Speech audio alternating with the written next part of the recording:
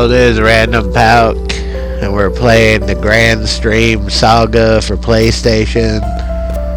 It is actually, I consider, an underrated game for PlayStation. I owned it as a kid, but I never knew very many people that even knew this game existed. I don't know why that is, because I always thought it was a good game. It has a lot of story in it. Of course, that means a lot of reading and other bullshit, but no different than any other RPG type game.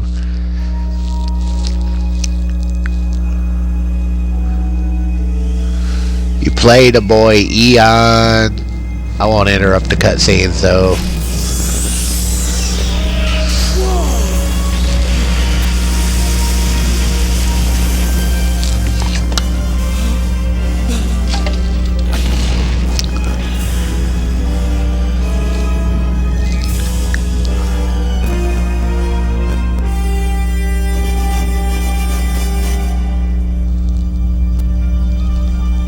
Chicks are going to die!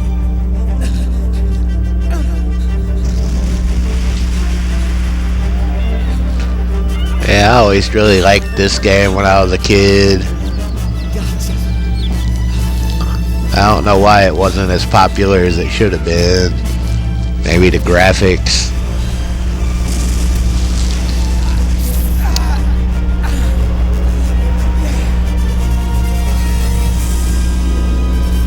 This looked like one of those games they could have made an anime series out of. 100 years ago, in the GRANSTREAM Nebula, a great war devastated the land. After years of skirmishes, two opposing forces clashed in a final confrontation. One faction was led by the Imperial Wizardry, the other by the Allied Spirit Army. As the battle raged on, the Imperial Wizardry activated a dangerous weapon both sides had agreed to ban. The weapon was fired into the core of the planet to destroy enemy territory, but a miscalculation disturbed the planet's axis, melting ice caps and triggering tidal waves that would eventually cause complete submersion beneath the sea. Foreseeing this tragedy, 4 wise men used a magical control tower called Airlim to keep 4 continents from sinking. Each wise man used a magic orb to power Airlim, but the orbs had to be re-energized at regular intervals, so the wise men left a magic orb on each continent with their descendants, the new wise men, to carry on their work. The inhabitants of the floating continents are intent on building a new world. But suddenly, all of the new wise men are starting to disappear, and there have been rumors of Imperial Wizardry warship sightings. Without the new wise men, the lands of Shilf, Aquas, Volcos, and Zephyr are beginning to slowly sink into the sea. Once again, an entire civilization is threatened with extinction. Yeah, like most PlayStation games, this game does have really impressive cutscenes. But this game is actually good because it's kind of like a dungeon crawler Zelda type in some ways. You get multiple pieces of gear, you know, various weapons and shit. And, you know, well, I'll just have to show you. We'll get to it in a minute. But this is actually a really fun game. And it's one that I always really liked when I was a kid. I don't know very many people that's ever played it. But GRANSTREAM SAGA is a good PlayStation game for those that have seen it. But yeah, you play the guy Eon, who's the son of some... God, I don't remember. You'll just have to read the text. I can't remember off the top of my head. Sorry about that. But yeah, you start on this little tiny sky island. The most important thing in this game is to search everything. In this game, you need to search everything. Even if it doesn't seem important, you gotta search it. Because if you ever played Roland's Curse... If you ever played Roland's Curse for Game Boy, where you have to find your levels. This is one of those games where you need to search everything because everything has importance for the most part, and the only way to level up is to find your actual levels. Yeah. The only other game I ever seen like that was Roland's Curse 2 for Game Boy. But yeah, this game you have to actually locate and find your levels. Yeah, if you don't search everything, then there will be a situation later where you may miss a level.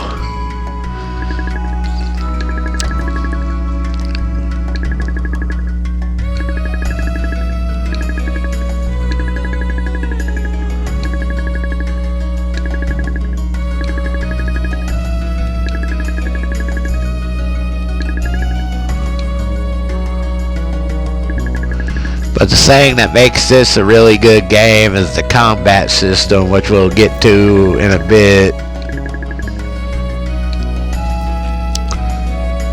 But like most RPGs, you gotta go through all the opening story. And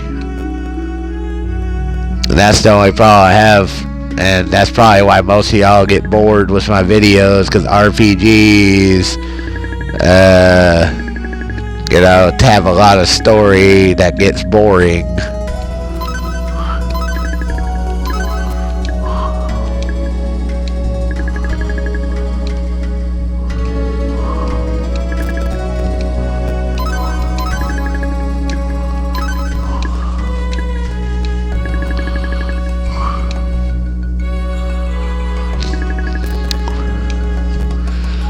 But if you can get past the boringness of the wading through all the text, RPGs are actually really fun to play.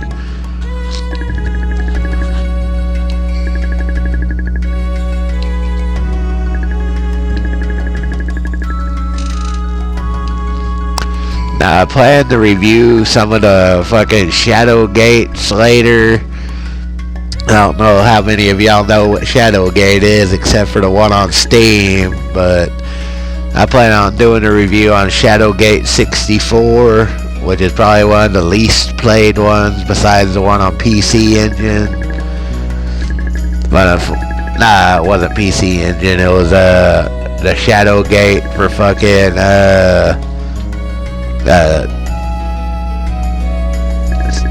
and then I can't remember what that system was. I'm thinking of Shadowgate on I'm drawing a blank. Forgive me for that.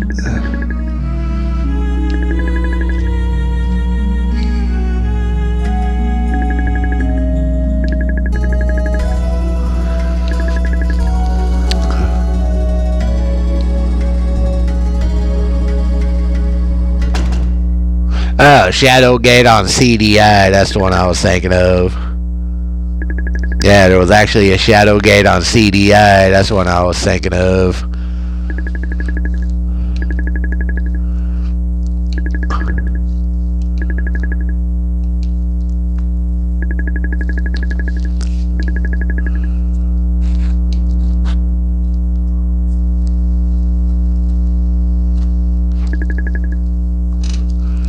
And once again, I apologize for the audio quality. It's my microphone. It's a piece of shit. It's a cheap $12 headset that I'm using, which is all I could afford at the time. And until I get something going for me, that's about all I can do.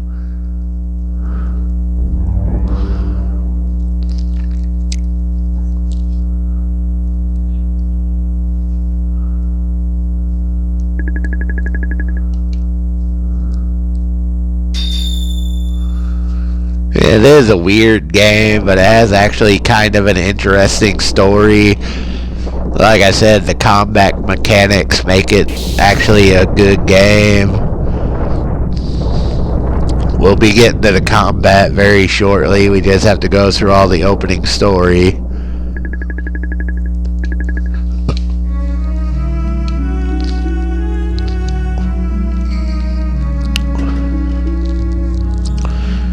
But like I said, the main thing about this game that makes it kind of difficult is to level up. You gotta find your levels like Roland's Curse 2 for Game Boy. But if you search everything, you won't have a problem with that. But you get various weapons and armors, kind of like a Zelda or any other RPG type game.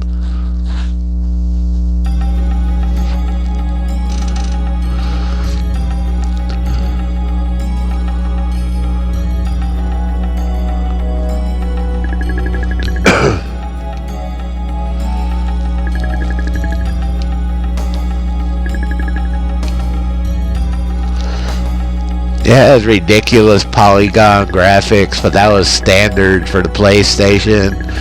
The only thing I think that's kind of fucked up is that none of the characters have fucking faces. That's the only weird thing, is none of the characters have faces. Yeah, I know I repeat myself a lot. I do that in all my reviews, mainly because it's a bad habit, but I do tend to repeat myself. I guess it helps for the people that don't have a big attention span, but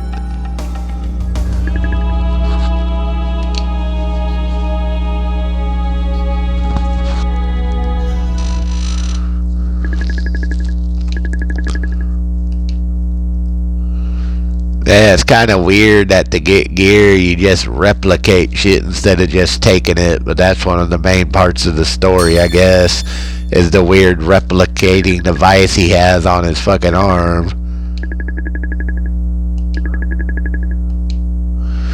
Yeah, that's kind of odd. I've never seen any other game have that weird mechanic, but that's one thing that makes this unique.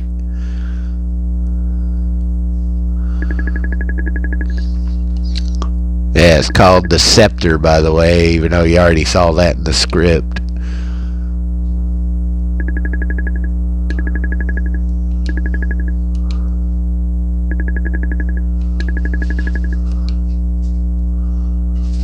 But of course, you don't wait for him, otherwise you can't do anything.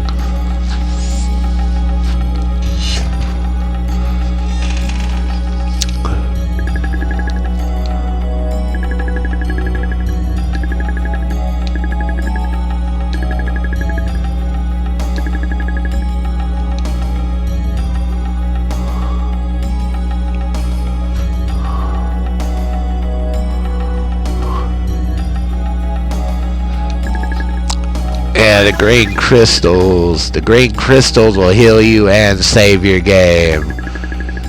So, just like if you're playing Lunar with the Alcina statues, save at every green crystal.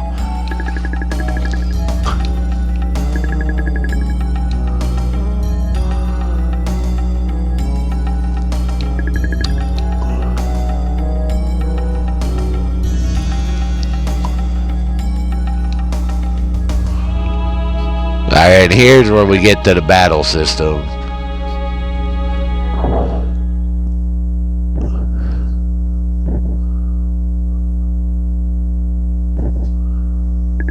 Every battle makes me think you're fighting a mini-boss, even though they're just regular enemies.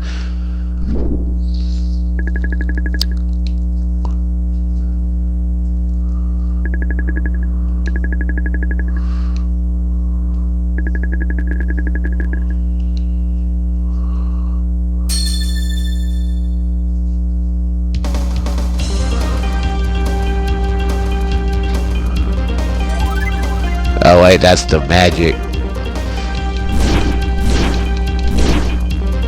Alright.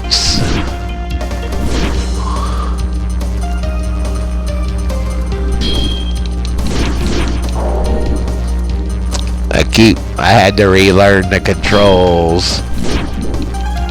You know how many years it's been since I played this game? I had to learn the controls again. So, square casts magic, circle uses your shield, and X attacks. So that means triangle probably brings up your inventory. But yeah, that was my fault. So we're gonna go ahead and heal from the statue thing, or the crystal, yeah.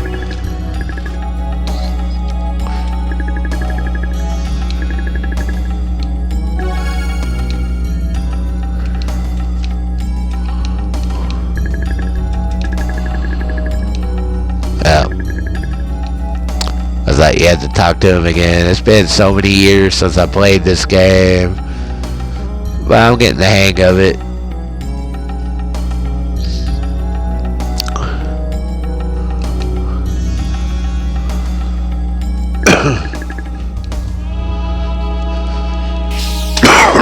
Sorry about that.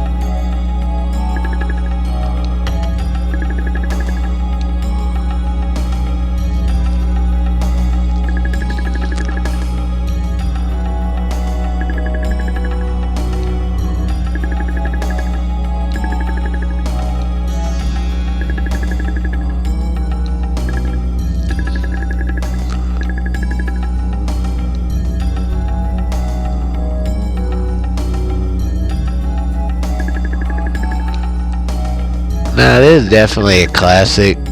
Anybody that likes RPGs should really check this game out. I don't know how many people actually knew this game existed, but it's fucking worth checking out.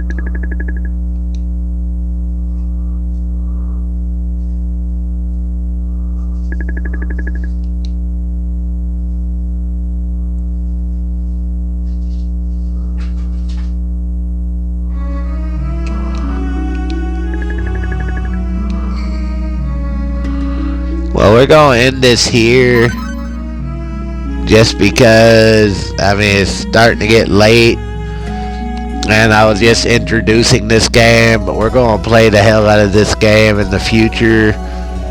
So if you like this game, be prepared because we're going to do a lot on it. If you like this video or any of my others, as always, please subscribe. And I'll get back to y'all later on. I'm about to sign out for now, but yeah, y'all have a good night, and we'll continue this game at a later date. Have fun.